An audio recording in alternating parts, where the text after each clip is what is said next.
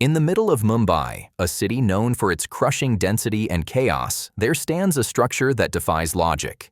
It isn't an office building, it isn't a hotel, and it certainly isn't a normal home. It is a 27-story personal mountain made of glass, steel, and pure, unfiltered audacity. Welcome to Antilia, the most expensive private residence on the face of the earth.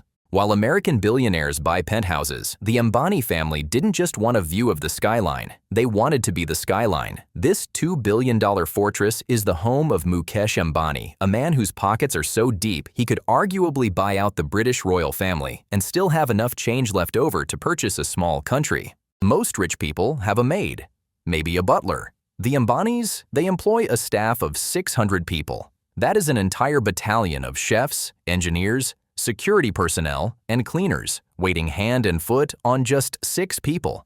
That is a ratio of 100 servants for every single family member. But the true flex isn't the staff, it's the snow room. When the humid heat of Mumbai gets too unbearable, the family doesn't just turn on the AC, they retreat into a dedicated chamber where the walls blast out artificial snowflakes, allowing them to enjoy a Swiss winter in the middle of a tropical summer. They live in a vertical city that has its own temple, its own movie theater, 3 helipads, and a garage that looks more like a luxury car dealership. But Antilia is just the wrapper. To understand the true insanity of the Ambani life, you have to look at what happens inside it.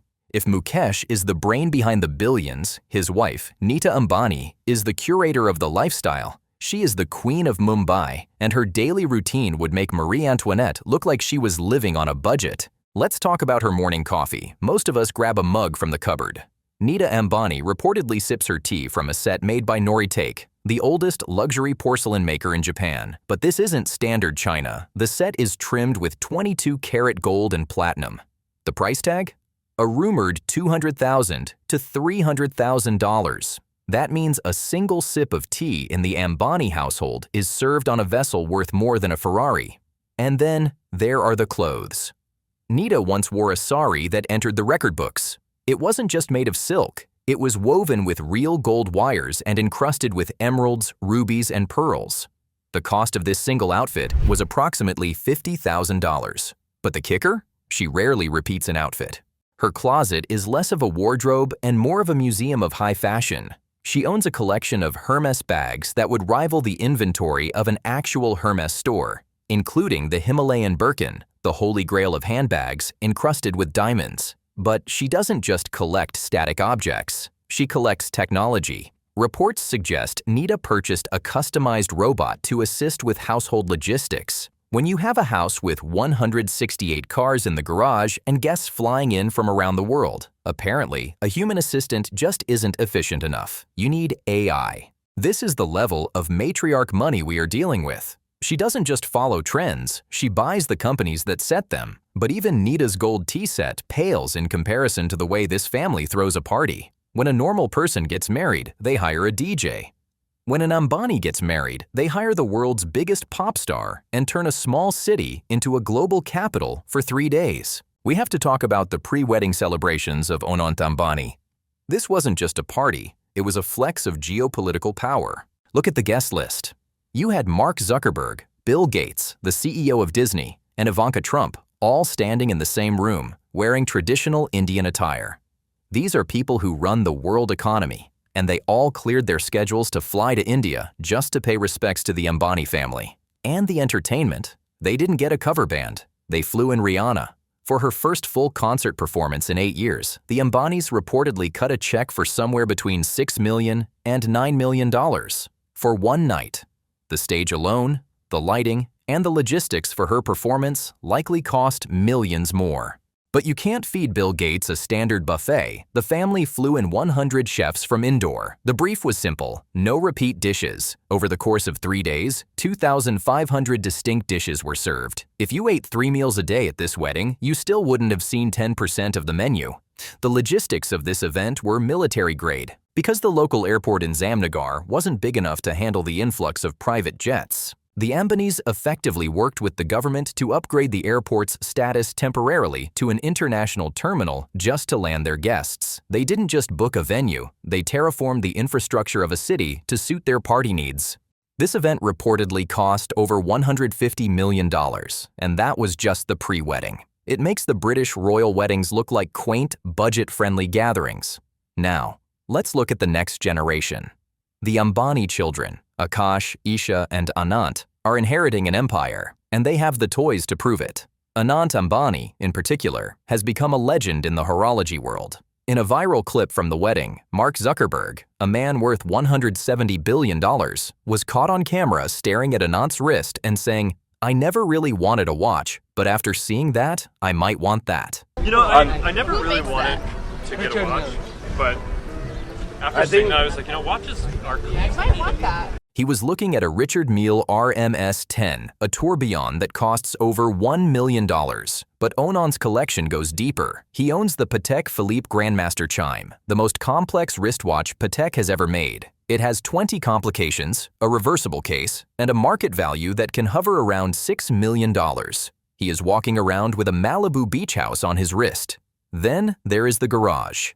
The Geo Garage inside Antilia takes up 6 entire floors. It houses 168 cars, but we aren't talking about basic BMWs. They own one of the most expensive SUVs in history, the Rolls-Royce Cullinan Black Badge. But the Ambanis didn't just buy it off the lot. They had it customized in a specific Tuscan sun orange shade, a color reserved exclusively for their family. But the most impressive thing about their cars isn't the leather or the engines, it's the security. When the Ambanis move through Mumbai, they don't drive alone. They move in a convoy. It's called Z Plus Security. Imagine this: one Rolls-Royce in the center, surrounded by a fleet of black MG Gloucester SUVs filled with armed commandos. It looks like the President of the United States is visiting, but it's just the Ambani family going to a cricket match. The cost of this security detail alone is millions of dollars a year. They live in a bubble of safety that money literally can buy. Usually, when billionaires get bored, they buy a yacht, maybe a football team. The Ambanis did buy a cricket team, the Mumbai Indians, but that wasn't enough. Anant Ambani decided to build a kingdom for animals. This is Vantara, which translates to Star of the Forest. It is a 3,000-acre sanctuary. To put that in perspective, that is roughly 3.5 times the size of Central Park in New York City. But this isn't a zoo. It's a 5-star resort for wildlife. They built what is likely the world's largest and most advanced hospital for elephants. We are talking about 25,000 square feet of medical facilities. They have portable X-ray machines, laser surgery units, and hydraulic cranes to lift injured elephants into hydrotherapy pools.